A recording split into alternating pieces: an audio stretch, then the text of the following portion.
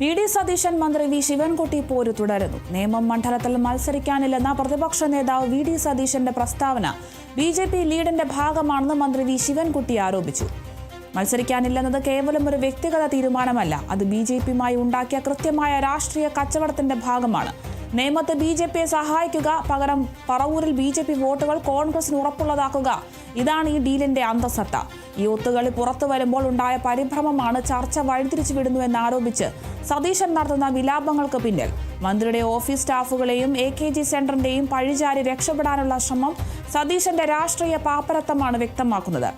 ഉന്നയിച്ച രാഷ്ട്രീയ ചോദ്യങ്ങൾക്ക് കൃത്യമായ മറുപടി നൽകുന്നതിന് പകരം വ്യക്തിപരമായ ആക്ഷേപങ്ങളിലേക്ക് ചർച്ചയെ താഴ്ത്തിക്കൊണ്ടുപോകാനാണ് പ്രതിപക്ഷ നേതാവ് എപ്പോഴും ശ്രമിക്കുന്നത്. യഥാർത്ഥത്തിൽ വി ഡി സതീശനെ നിയന്ത്രിക്കുന്നത് PR ഏജൻസികളാണെന്നും വി ശിവൻകുട്ടി ആരോപിച്ചു.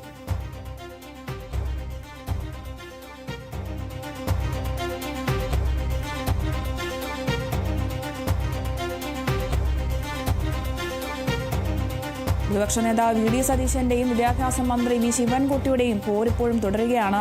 നിയമമണ്ഡലത്തിൽ മത്സരിക്കാനില്ല എന്ന പ്രതിപക്ഷ നേതാവ് വി ഡി സതീശന്റെ പ്രസ്താവന ബി.ജെ.പി. ഡീലിന്റെ ഭാഗമാണെന്നൊക്കെയാണ് മന്ത്രി വി ശിവൻകുട്ടി ആരോപിക്കുന്നത്. മത്സരിക്കാനില്ലെന്നത് കേവലം ഒരു വ്യക്തിഗത തീരുമാനമൊന്നുമല്ല, അത് ബി.ജെ.പിയുമായി ഉണ്ടാക്കിയ കൃത്യമായ രാഷ്ട്രീയ കച്ചവടത്തിന്റെ ഭാഗമാണെന്നാണ് അദ്ദേഹം പറയുന്നത്. നേമത്ത് ബി.ജെ.പിയെ സഹായിക്കുക, പകരം പറവൂരിൽ ബി.ജെ.പി. വോട്ടുകൾ കോൺഗ്രസിന് ഉറപ്പുള്ളതാക്കുക, ഇതാണ് ഈ ഒരു ഡീലിന്റെ അന്തസത്ത.